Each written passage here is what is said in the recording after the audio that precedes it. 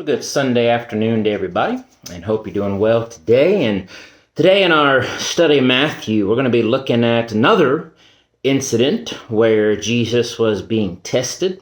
And today we're picking up in Matthew chapter 22, beginning in verse 15. If you want to follow along there with me or listen along, we're going to be looking at another incident as the Pharisees, the scribes, the elders, the Sadducees, many of the Jews were constantly trying to test and challenge Jesus. They were trying to catch him in something he might say that then they could blame him and make charges against him, and whether it was, towards the law of Moses or whether it was towards the law of the government of the Romans, whatever the case may have been. And we see that happen here in Matthew 22:15 when the Pharisees went and plotted how they might entangle Jesus in his talk. So they're trying to figure out, again, how can they trip Jesus up to, get him to say something that they can then use against him, twist to make it sound like he's, committed some crime and he's trying to lead people away, whatever the case may be. And in verse 16, it says, they sent to Jesus their disciples with the Herodians, saying, Teacher, we know that you are true, and teach the way of God in truth, nor do you care about anyone, for you do not regard the person of men. And they don't believe this. I'm sure, this is very hypocritical, sarcastic. They're lying and saying this, because we know the Pharisees and them, they didn't really believe Jesus was teaching truth or the way of God, although Jesus was, but they didn't really believe that. Many of them didn't anyway. They were right if they're in saying that, and they're also right about Jesus not caring about, what anyone says, basically, that he is no respecter of persons, not showing partiality, that kind of thing. But I doubt that they sincerely believe this. This is kind of, they're trying to butter Jesus up, so to speak. And so they're acting like they believe him. They believe that he is a teacher of the truth. And so they have a question for him, verse 17, and they say, Tell us, therefore, what do you think?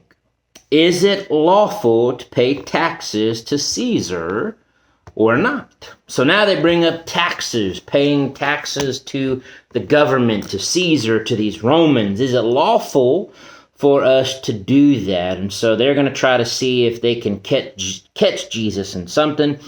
But Jesus, verse 18, perceived or knew that they were, or their wickedness. Again, he could see right through them. Knew they weren't being truthful, knew they weren't being sincere. And so Jesus says to them, Why do you test me, you hypocrites? He says. Why do you keep testing me? And so then verse 19, he says to them simply, Show me the tax money. So they brought to Jesus a denarius. And he said to them, Okay, whose image and inscription is this? They said to him, Caesar's. And he said to them, Give therefore to Caesar the things that are Caesar's, and to God the things that are God's. And when they had heard these words, they marveled, and they left him and went their way.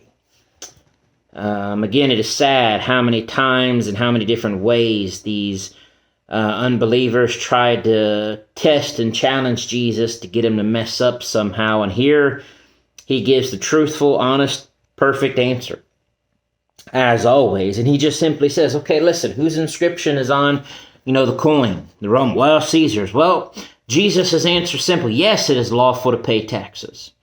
You give to the government, you give to Caesar what is Caesar's, you give to God what is God's. Obviously, God comes first, and but Jesus says when it comes to the laws of the land, when it comes to taxes, when it comes to all this, then you do it. As long, of course, as it's not making you do anything that would cause, sin against God. So you do it. But you also give God's what is God. And so whatever situation, whatever the question, whatever the context, Render to Caesar what is Caesar's, give to God what is God's. And it's as simple as that. And do all to the glory of God in righteousness and in holiness. But Jesus says, why are you going to keep testing me? They wanted to try to find something against Jesus, which they couldn't. Instead of believing in Jesus, their hard hearts, they tried this against Jesus. And they're not done. We're actually, next time, we're going to see another incident where a group of Jews come to test Jesus on another subject and matter. And again and over they keep doing this. But we need to listen to these questions, watch what happens, see the answers that Jesus gives, and be amazed and marvel at Jesus, our Savior, and grow in faith and understanding and live for Him. Have a good rest of the day and a good week this week, and we'll see you next time. God bless.